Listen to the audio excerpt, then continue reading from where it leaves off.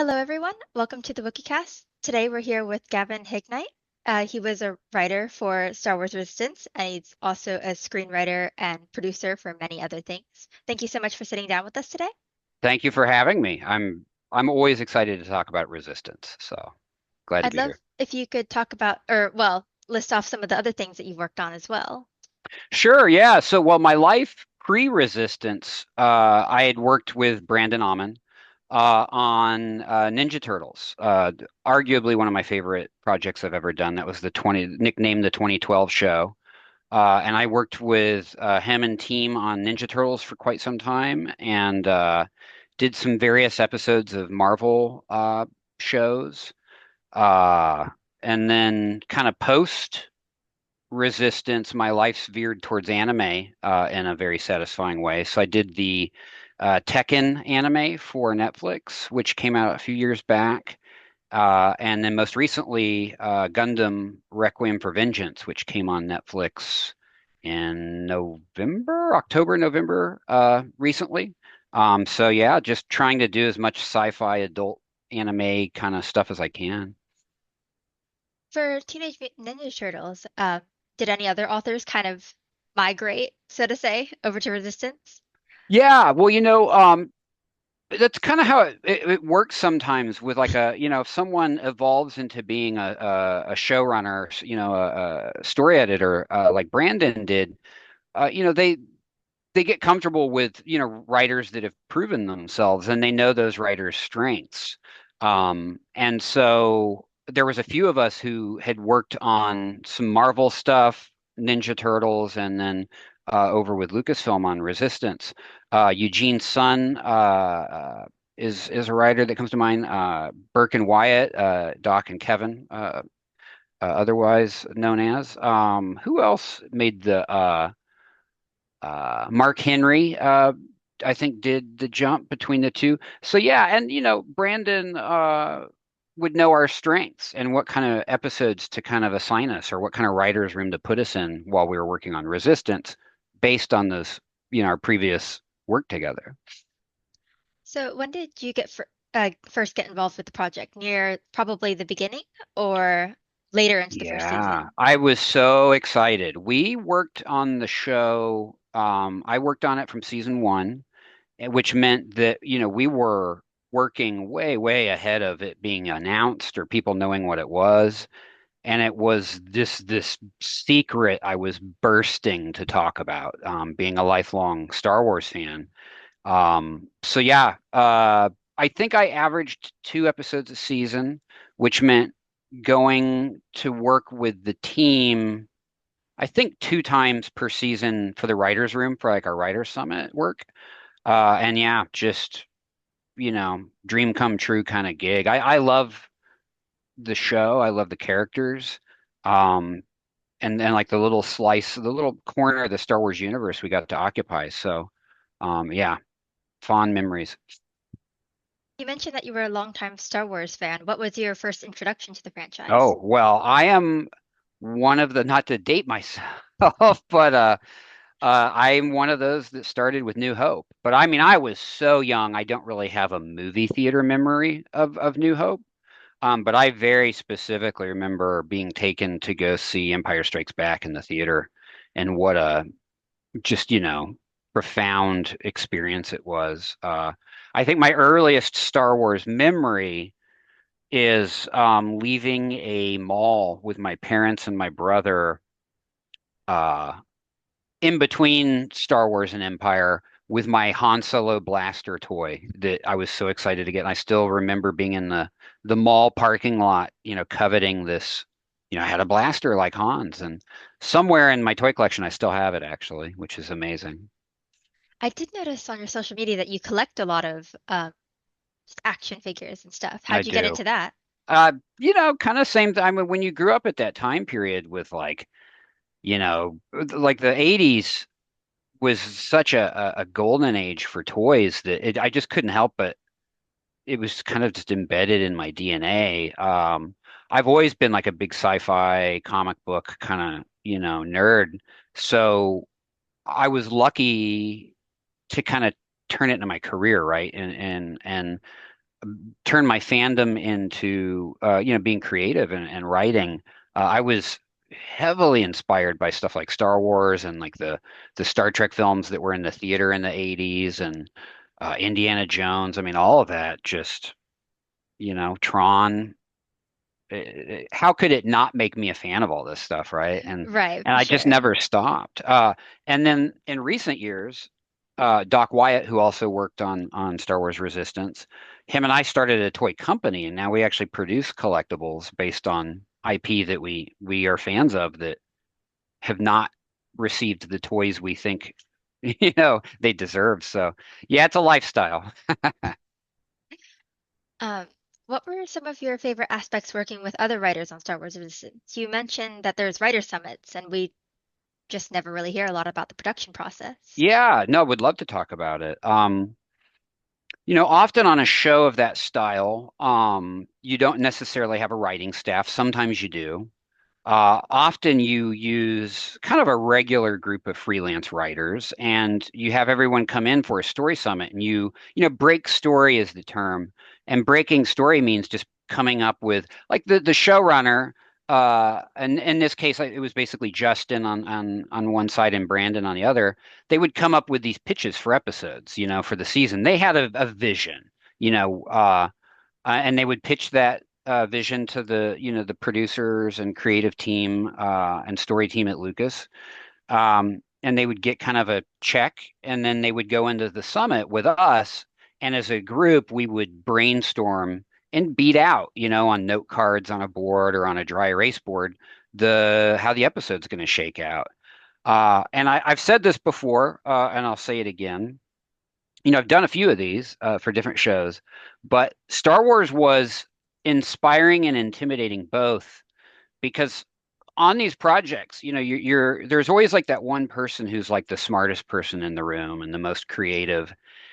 And with this show, everyone in the room was the smartest person in the room. It was really intimidating because the ideas were so strong. Um, and I mean from the writers, the fellow writers to the people working on the show to the execs from Lucasfilm sitting in. Uh, these are people at the top of their creative game. So it was intimidating a little bit, but super fun. And the few times, Dave Filoni was working, I believe at the time on Mandalorian. Like none of us knew what he was kind of concocting or what he was doing because for a lot of reasons stuff is siloed and you don't talk about other stuff, and we knew he was working on something. We didn't know what at the time, but he would come in every now and then when he had a chance and participate in our story meetings. And every time we sat with him, it was like going to film school. It was incredible. Um, Such a nice guy and so knowledgeable just about storytelling, like the flow of story and especially via the lens of Star Wars. So uh, it was like almost unfair to the rest of the world that I got to sit in a room and basically go get paid to be in like Star Wars film school with him and with that team. It was pretty cool. Does that to a degree mean that like everyone worked on little bits and pieces of episodes, even if they weren't the main writer for Oh that yeah, episode? totally. Yeah. So, and it would be batch by batch, right? So we would break maybe like 4 or 5 episodes um over a few days, and we would all contribute to the kind of the plot and maybe some key lines, and so it was like, okay, the concept has been brought together by Justin and Brandon and team, and then as a group we kind of fill out, okay, what if we did it this way? And then it's our job, then one of us gets assigned one of those episodes, and we go away and we write a first draft based on what we had all beat it out together. And that draft goes to Brandon, and then he makes his changes or note, and then he shares it and goes through a note process with the Lucasfilm team, and then bounces it back to the writer. And in that case, it was me. I would make changes per all their notes, submit a second draft, um, and then get a little more notes from Brandon, from Lucasfilm, sometimes Disney. We were kind of shielded from the overall Disney notes a little bit because we were so taken care of by basically the Lucasfilm and Brandon Right. notes would take care of things before Disney noted on it. And then yeah, third draft, maybe a little bit of polish and then cross your fingers and hope you get another one. And then the animation process probably begins after that with the whole, I Yeah, guess. and it's kind of a before and like character designs and some things are kind of going simultaneously to stay on schedule and to stay under budget. And Athena, who was our producer, really keeping an eye on all that stuff, along with Justin, who was visually creating it. Um, so we would come up with ideas in the room. Oh, well, what if, we did this? And then we'd all turn to her and hope it wasn't too expensive an idea or too crazy to try to do. And she would let us know within, the parameters of what the budget was and what our schedule was, if our ideas were possible or. So, but it was, like I said, all the people who worked on Star Wars and who work at Lucasfilm, they're there because of their love for the IP, you know. So it's a really well-oiled machine because they want it to be its best. They're highly creative people, and passionate people. So yeah, and then all of us who were like, along for the Resistance ride and got to write these episodes. Um, we brought our own joy and fandom into it. And for about a year, no one knew who Kaz was. No one knew who Nico was, or uh, you know, like Jaeger, right? These amazing characters, and it was great for us once the show hit because then we got to kind of get the fan response, who are also kind of participatory in a way. It's kind of interesting to see how a lot of these concepts have gone on to appear in future media as well. I don't know if you keep up with any of it, but I do. I can't keep up with all of it. Star Wars is there's so so much of big. it. Wikipedia Yeah. struggles with that quite a lot. Oh my gosh. And I constantly come back to Wookieepedia for help when I'm working on stuff. Um but yeah, it is, and I've talked with Brandon about this. It is a real joy in seeing a character that we worked on and breathed life into living on in other media like comics or whatnot. One thing in particular that you worked on was the Voxx Vortex episode with Yeah. the Hut, Vranky. Um, that's also an entirely new setting for the thing. So, what was some of the development of that episode like? That was a really technical episode to write because of the action, the racing action, and I kind of overwrite, as some would say. I direct a little bit on paper. I really get into beating out my action, and on some shows that really helps the director and the team. And on some shows, they're really good at it themselves, and they are like, "Okay, guy, you don't need to we got this part." But it was we really wanted to get that race right. So hopefully we as they say, fired off on all cylinders. Um, but yeah, for me it was a real joy to write that one because it was more of a you have like your spy episodes, you have your dramatic war or pre-war, pre-fascism episodes. And that one was different in that it was kind of a romp. It was kind of a fun, you know, uh, a different slice of the Star Wars universe than I had already been playing in a little bit with all the stuff at the Colossus and whatnot. So It's kind of a slightly more standalone episode, I would say, compared to some of the others yeah, that are like the main TAM arc, so to say. yeah, totally, yeah, and it was fun for that. And um, I think it might have been the hardest one for me to write actually of the group because the other ones. Synara was so present, and I was so zoomed in on her as a character that I just knew what was going to come out of the characters' mouths if she was in a scene or she had to do with it. Um, and that episode is kind of like, different environment, different stuff. But I'll say also, Niku and the relationship between Kaz and Niku and the relationship between Kaz and Jaeger was always just a pleasure to write. Jaeger is arguably one of my favorite characters I've gotten to work on in any show. I really he's like a father figure in a way. I really love that character. But he's dealing with so much internal trauma almost that it's really interesting to see that come out bits and pieces throughout. Totally. And he's stoic, right? Like he doesn't wear his emotions on his sleeve. Um, you know, through the war, he's been through some stuff. And he's not one to just outwardly show emotion, which is kind of the most fun character. Like when I worked on Ninja Turtles, I loved writing Raph because he's the same way. Like the most emotional characters to write sometimes are the ones who don't want to show their emotions. And I think Jaeger fell into that very nicely. And then by the end of the series, you realize how much he loves Tam, and he's come to love Kaz, even though Kaz makes him crazy. And he's got his untraditional family there, and they're worth, saving. What was it like delving into Synara's arc, given that she wasn't really part of that family, but kind of slowly integrated into it over Yeah, time? she was I loved writing her episodes. Brandon put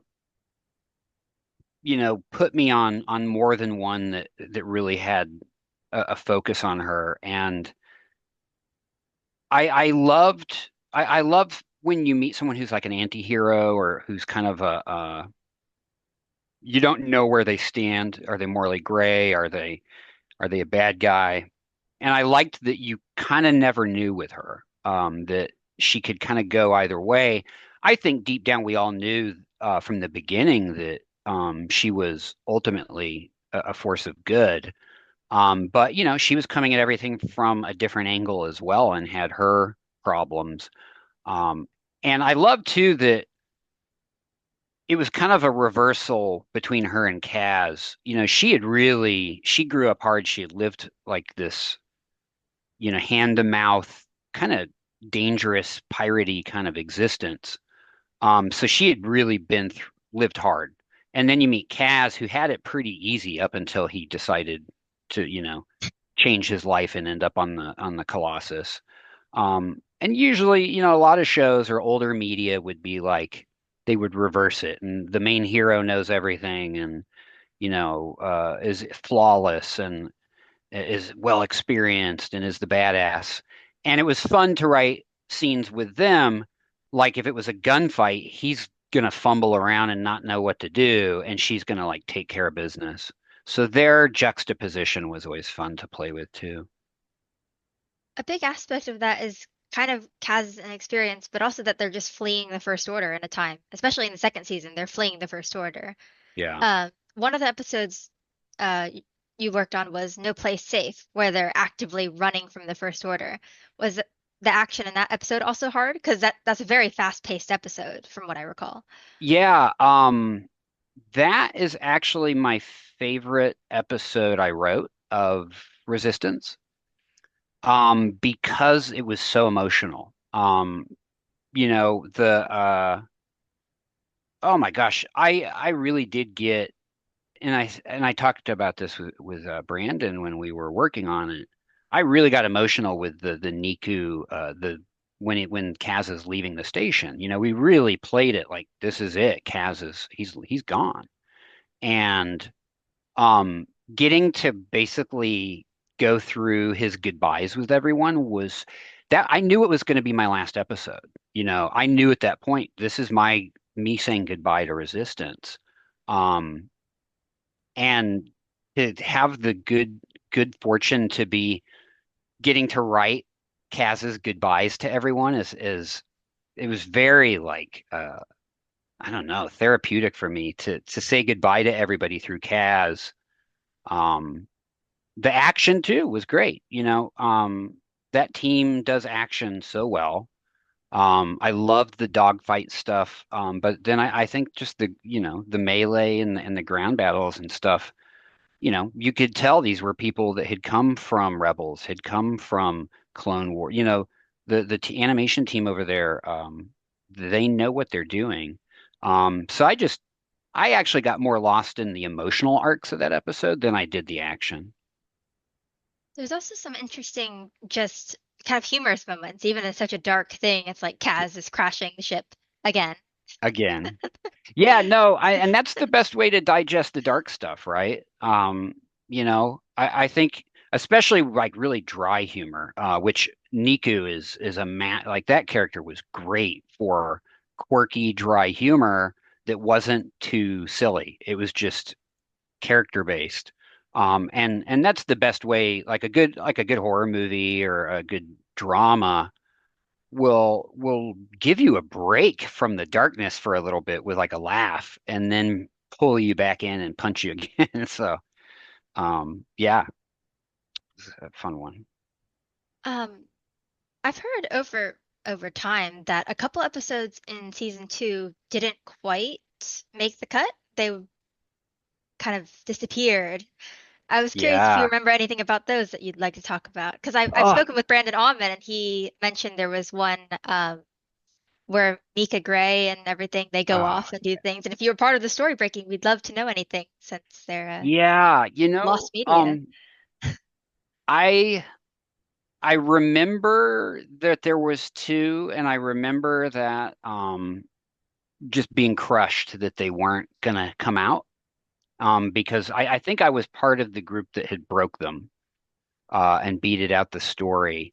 But I got to be honest, it's a little out of sight, out of mind now for me now. I can't remember um, what the two were, but I just remember at the time, and I mean, that's just the nature of the beast of television is, sometimes stuff gets cut, sometimes, your favorite things don't make it to the screen. But I remember feeling like if we could have just got those episodes and if we could have just got one more season, it would have been I had to ask as Wikipedia tries to document them. yeah. We do have some details on them. They were Mika Gray and Maz Kanata going off to search for things, and Axe Tagrin taking over the Colossus. Oh If that yeah, sparks anything. yeah. That does spark things. I read the Axe Tagrin one, and it was awesome. And you know what's funny is you say that, and I was like, I don't. In my head, they were made, right? In my head, I've seen them because I had read those scripts. And doing this for a living, you process so much scripts and you write so much that it does all become a blur. So I actually the in my head, I feel like I've seen that Axe Tigran episode. It was cool, and he was a baddie. He was really it was pretty cool. And if I remember right, I think Synara had a really good fight with him in that episode. Now that you're jogging my memory with that. And I'll say the other one would have been really cool. I think we looked at that little team kind of like our Star Wars Golden Girls in a way, Um, and they would have it would have been really fun and bantery and a cool adventure. Yeah, it's a bummer that that didn't happen. But yeah. I'm glad that you remember some pieces of it. I had We, some, yeah, you're we, dusting off my brain a little bit. Yeah. um, and as for your episodes, was there anything that you were really happy that did make it in the end that you maybe pushed for? Oh yeah. Well, it's definitely you have to push lightly when you're like a writer of an episode. Because you're passionate about your ideas, but then you also have to respect, especially with an IP like Star Wars that's so established and big and has people kind of protecting its legacy. You pick and choose your battles is a good way to say it. And also, I had worked with Brandon on two other shows. I know him well as a writer. So his is just is judgment that I really trust, right? I've worked on other shows where I've maybe pushed a little harder because I didn't trust the people who I was, working for. But whenever I worked with him, it was like, he just knows the game. He knows this how story works. Um, so not a lot of, but I will say moments that made it through that I'm super proud of. And these are collaborative. They were written, I got to put it down on paper, but we really did all kind of bake the cake together. Um, in the episode where we meet Synara, there's a moment where the group is uh it's a nice moment when I think they're out on looking out over the ocean, and it was just a real character moment for me because when you do kids action or whatever this category is called these days, it's a lot of action, it's a lot of jokes, it's a lot of fighty. And what I loved about working on Resistance is there was real character moments and real emotional beats.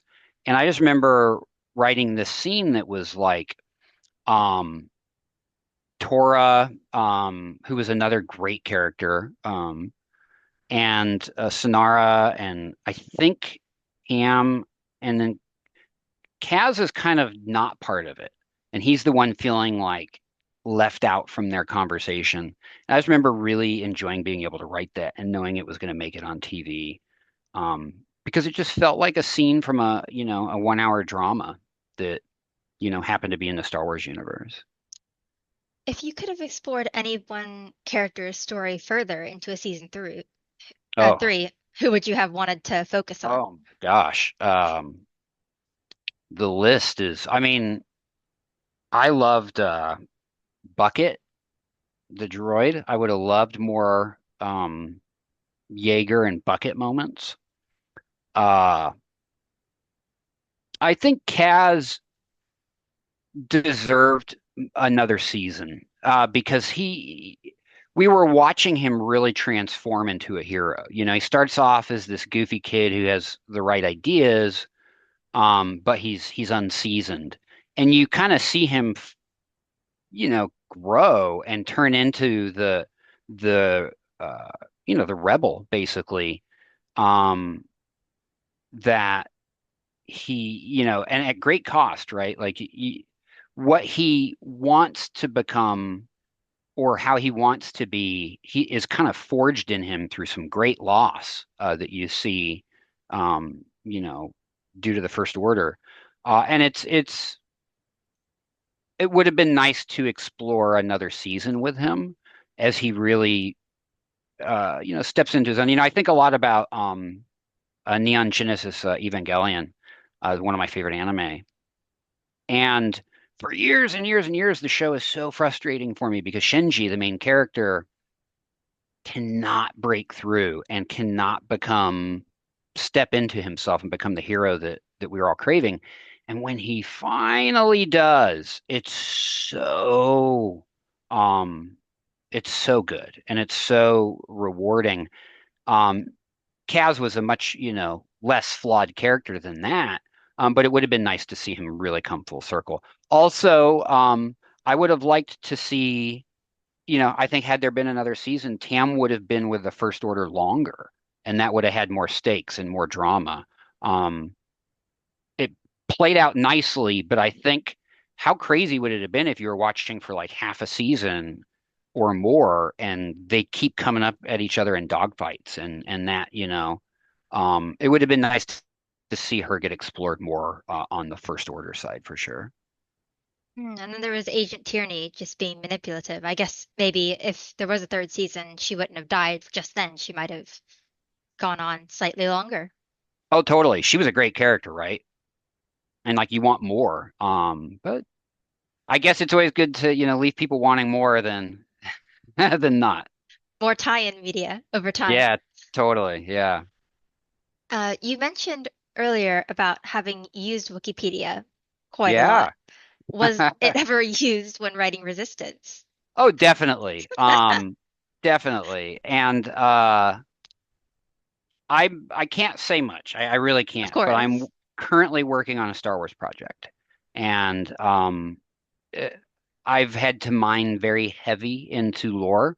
So Wikipedia has been a very great resource.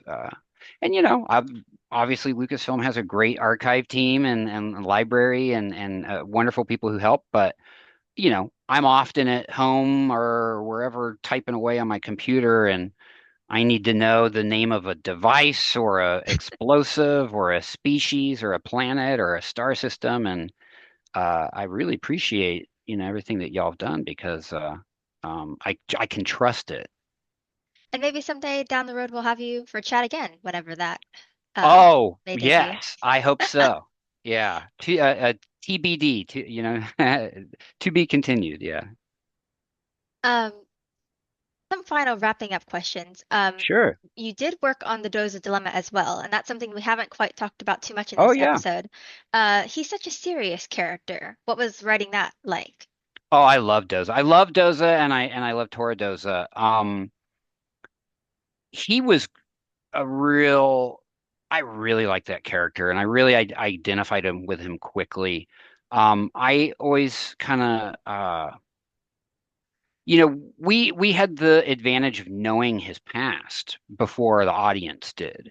So it was always really fascinating for me to think about what he had seen and been through and what he's trying to just hold together here, at the Colossus. And then knowing that his kind of estranged wife is out in the galaxy doing her thing, and that there's love, but conflict and struggle between the two of them, and yeah, everything. And Myrna, who played Tora, is such a wonderful actress. Um, just everything kind of in her orbit on the show with the Dozas was I didn't get to write very much of it, but I sure enjoyed it as a fan, like, seeing it as the show came together. Were there any considerations that you took into mind when writing for a character, knowing who their voice actor would be? Oh, definitely. Yeah. And I when we first started writing, if I remember right, voices had not been recorded yet. Um, and once a performer, like Christopher Sean comes in and breathes life into a character, from then on, it's easier to write that character, like hands down, because you know who they are, you know their voice. Um, So season two would have been a little bit easier in that regard.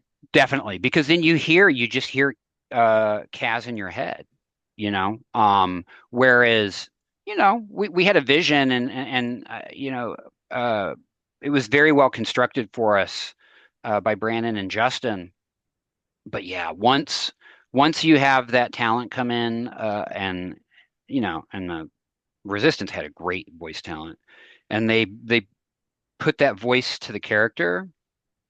It's great. I love it. And I can hear Kaz's voice right now. And what's funny is I'll talk to Christopher Sean now, um, and he sounds like Christopher Sean. And every now and then he'll say something and kind of veer into that Kaz zone. And I remember I'm like, oh yeah, he was Kaz. Because I know him now as himself. And it's so fun to think about this whole other persona that he, brought to life. Are there any elements of your work on Resistance that have inspired things that you've worked on in the time since?